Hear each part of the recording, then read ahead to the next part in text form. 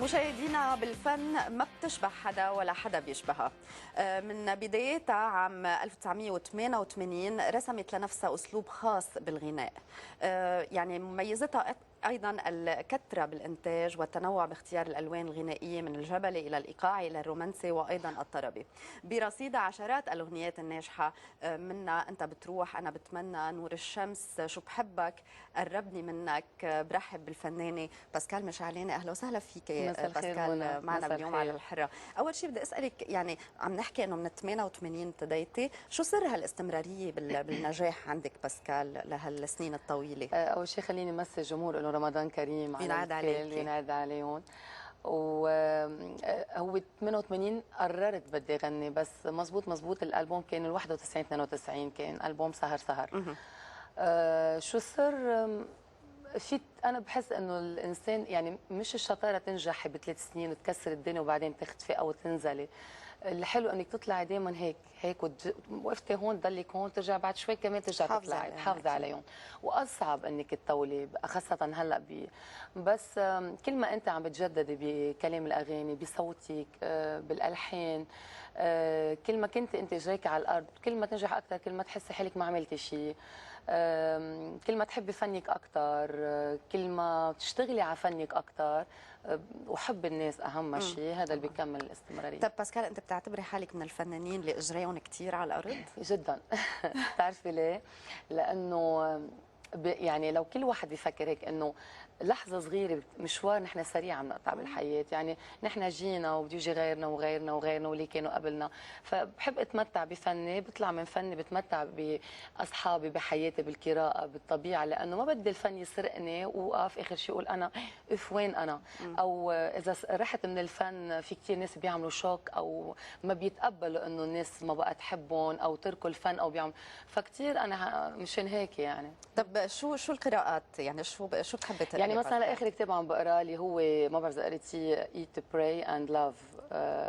كثير حلو الكتاب، عن امراه جربت تجربه الطلاق وشو شو علمها، شو بالنسبه لها الحب والاكل والحب بالحياه. كثير حلو. كل مره بقرا شيء، ايام برجع لجبران، ايام اكيد ماجازين كثير، وكثير اذا بدي اطلع من عالم انا عجقه الفن كثير بروح للفلومه. يعني ممكن اقعد انا بالاوضه احضر 4 فيلم ورا بعضهم، بس اكيد رومانس، اكيد دراما ورومانس، مش اكشن ودم واورر وهيك يعني. طب انت بتعتبري حالك حدا رومانسي يعني؟ جدا. يعني بتحبي الحب؟ ابعد من الحب. شو ابعد من الحب؟ لانه مثلا بيفكروا الحب بس اذا انت مغرومه، لا، الحب اني يعني اذا انا عم بحكي معك ما حبيتك مش رح اقدر اكون، بدي يكون كل شيء بحبه، فستاني، شكلي، اي شيء عم بعمله في حب كثير حلو تنجحي فيه وتقدري تعطي فيه. اذا ما في حب بتحسي حالك مش. طيب. طب باسكال، يعني رح رجعك للاغنيات. يعني بنلاحظ انه في تنوع كثير كبير باغنياتك، يعني من الرومانسيه الى الطربيه الى الجبليه، بتغني بكثير لهجات كمان. يعني بتحبي التنوع انت باسكال، ولا عم تحاولي انك تنتشري اكثر؟ لا، لاقول لك شغله، اول شيء منى، انا لما بلشت اول البوم مع دكتور جمال سلامه كانوا 6 اغاني خليني اغني الدراما والكلاسيك والشعبي. فبتعرفي اول البدايات يعني 91 قلت له انا ليه؟ قال لي صوتك بالحزن في شجن، في بحة، وبالفرح كثير انت كثير موجود، كثير حضوري، فخديها بعين الاعتبار انه انت بيلبق لك كل الاصوات، انه في صوت فقط لبناني او فقط رومانسي او فقط جبلي او فقط دراما. يعني صوتي بالاثنين، الدراما واللبناني، الفرح، نشفت لي، نور الشمس، اخذ عقلي، عرفت شو قصدي؟ انه فمشان هيك لقيت انه صوتي فيه، مش لانه بس هلا الانتشار، لا، لانه انا انحبيت بمصر وبتونس باللبناني، مش انه غنيت لهجه ثانيه ليحبوني. بس هي لما صوتك بيقدر يجيب بتغني. طب وبتحسي حالك بتحبي اكثر لهجه تغنيها؟ شو هي؟ ليكي مش لاني انا لبنانيه، بس انا باللبناني هذا العنفواني اللي حلو فيي، وبالمصريه بالشجن والكلاسيك هي انا يعني هو لونين كثير انا، فاثنيناتهم انا اثنيناتهم. طب باسكال، بدنا نسمع شيء. اوكي، شو بدنا نقول؟ بنقول عم بيمضى الوقت. اوكي يلا اوكي. عم بيمضى الوقت وعم بحلم انك جاي، وصعب بهالوقت عيش العمر اللي جاي، واللي بهالوقت كيفك عايش بلاي قول على بالي ترجع لي هيك الضحكة والليالي ونظراتك يلي فيها بنسى حالي وغمرات جنونك ترجع لي من جديد. حلو. طب باسكال، كيف بتنقي الاغنيه؟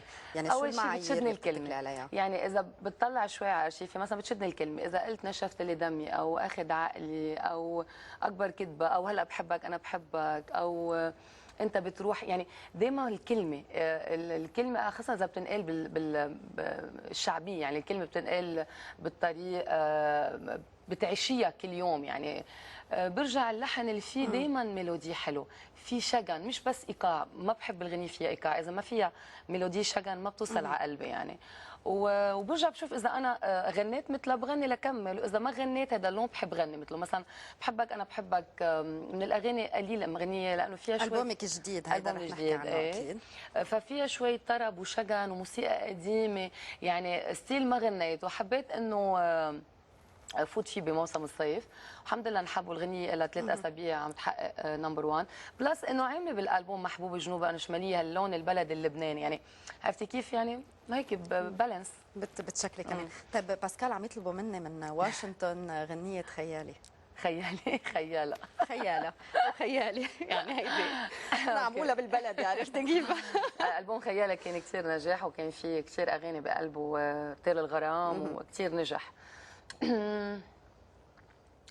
خيال عيونه استحالة سحروني وعمله يا خالة، قتلوني وخلوا حالتي حالة، ولا لا لا لا لا لا لا، ولا ليلة سابني يوم في حالي، ولا ليلة غاب عن خيالي، حبيته نار ومكتوبالي تيراراريرا خيالة. لمين هالغنية؟ لصلاح الشرنوبي. لمين؟ لمين ايه؟ لكل واحد خيال بعيونه بحبه بحياته بكل واحد. مثلك انت يعني. ومثلك انت، مثل كثير ناس. مثلنا كلنا هيك لازم نكون على كل حال. طيب بدي اسالك عن، رح راجعك شوي لورا، ما بعرف اذا القصه خلصت. بنعرف وكل الاعلام حكى عن قصه الرجل اللي كان عم بيلاحقك من محل لمحل لدرجه الهوس. شو صار بالقصه باسكال؟ يعني هو يعني الموضوع انه له زمان، بس انا من النوع ما يعني ما بخبر ما بحكي الا ما كبر وصار في كثير عليه مواضيع وهيك. ابدا، يعني ببيروت المحامي عمل لي حقوقي، يعني منع، وفي قضيه عليه وفي قضايا، واخذت تحقيق، يعني كيف بقول احتياطاتي يعني. وهذا اللي بقدر اني اعمله بالنهايه، انه ما بعرف، تركتها ربانيه القصه، والله يهديه، ما في له الا هيك يعني. بس طب يعني بعرف انا الواحد بيصير في شيء اذا بيحكي او بيقابل، بس شخص انه فقط هيك بشوفك مره بخلال الحفله وبتصور معك وبتصير ملاحقات طويله على كثير قصص، يعني هذا هوس. خوفتك هالقصه؟ اكيد اكيد، يعني انا من النوع اللي ما بخاف، مؤمنه جدا، وبعرف كل نهار الله اللي كتب لك فيه بدك تروحي فيه.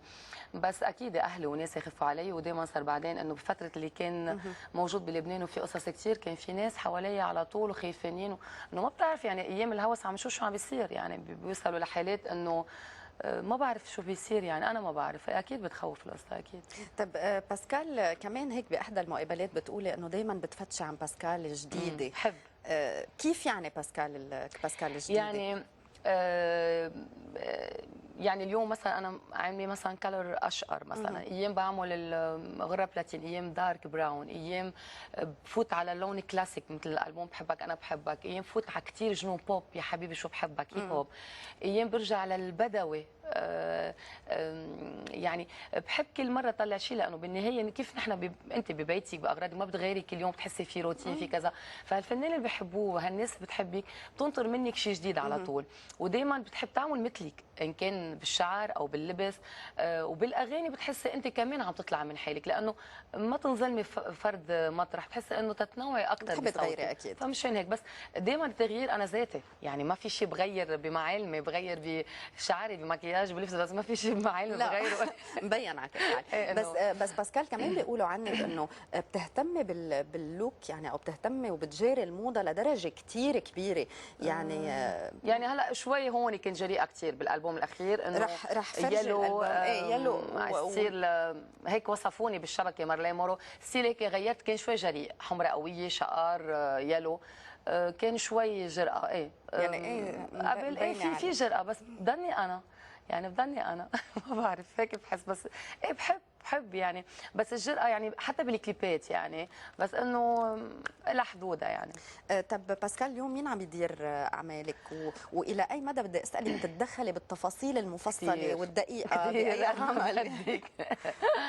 لا لك هلا اداره اعمالي من جديد ست روتانا كريم ابياغي، مكتبي الخاص ميشا بالمكتب اهتمامهم هن دائما الصحافه، المقابلات، كل شيء، تصوير الحفلات. اداره اعمال مثل ما قلت روتانا. اللوك وستايل في طارق رزق شعر، في ندى خامو، في لبس انا بعمل. اكيد لما يكون في كليب بيكون في اكثر من شخص بنقرر شو بدنا نعمل يعني، وبالنهايه بس انا بتحسيني قد ما كان في حوالي بتحطي رايك كثير دائما لانه انا ابتديت هيك وحسيت انه لما بتوقفي على المسرح او تعملي عمل انت بده يلوموكي، ما حدا غيرك. صح، فمش لانه انت الواجهه بالنهايه. انا الواجهه. طب يعني هالالبوم بحبك انا بحبك راضيه كثير عنه باسكال؟ جدا، لانه له تقريبا شهرين. بحبك انا بحبك إلى 3 أسابيع نمبر 1 بالإذاعات وبتونس أو بلبنان أو الكليب حبوه كثير. شوي هيك الكليب فكرته هي غريبة، أو فيها شوي من سكس إن ذا سيتي، ما بيجي يوم عرسه بضربه بالورد كمان فيها جرأة. والالبوم كثير في اغاني عم بتلبوني فيها، سلم لك قلبي، محبوب جنوب، انا شماليه، رح صورها قلت بين الشمال وجنوب، وكثير راضيه عن الالبوم بهالشهرين كثير الحمد لله. ايه طب بدنا نسمع شيء كمان؟ اي اوكي. بعدنا نسمع. ولا بحبك انا بحبك الجديده. يلا.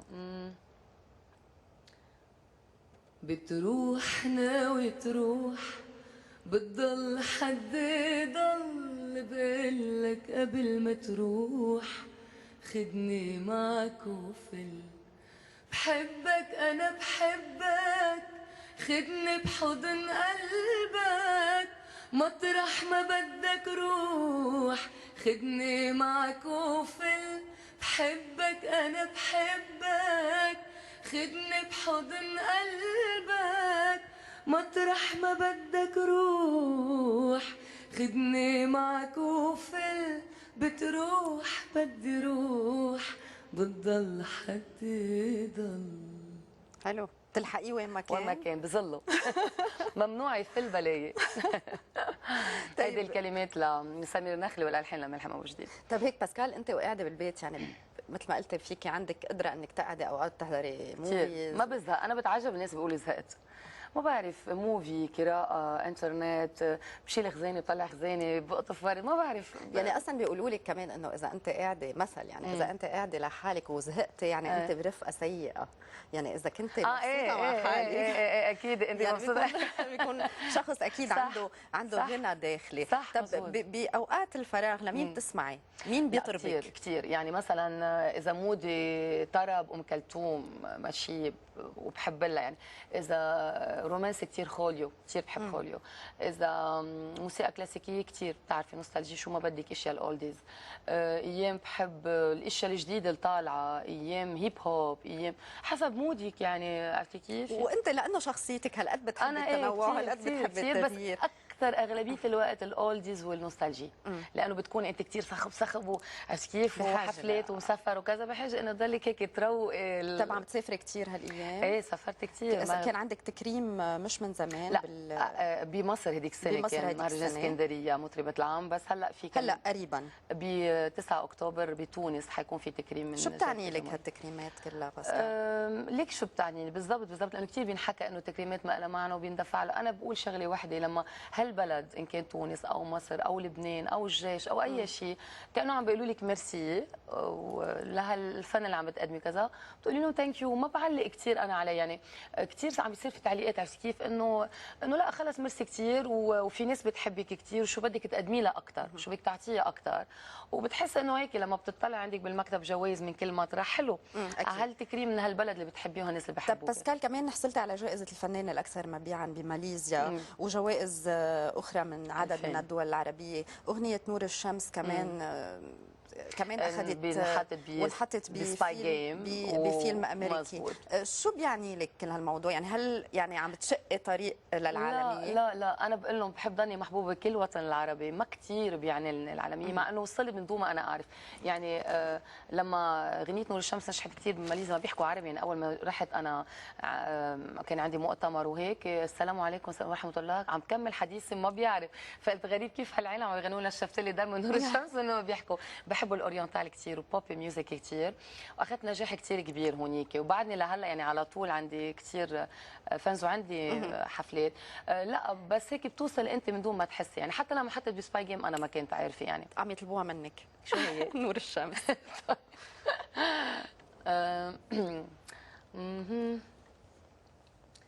نور الشمس نور جبينك انت الامس، عمر سنينك غمرني بهمس من حنينك، واحلم بس انت حبيبي، واتامل بعد بكل نسيت الكلام.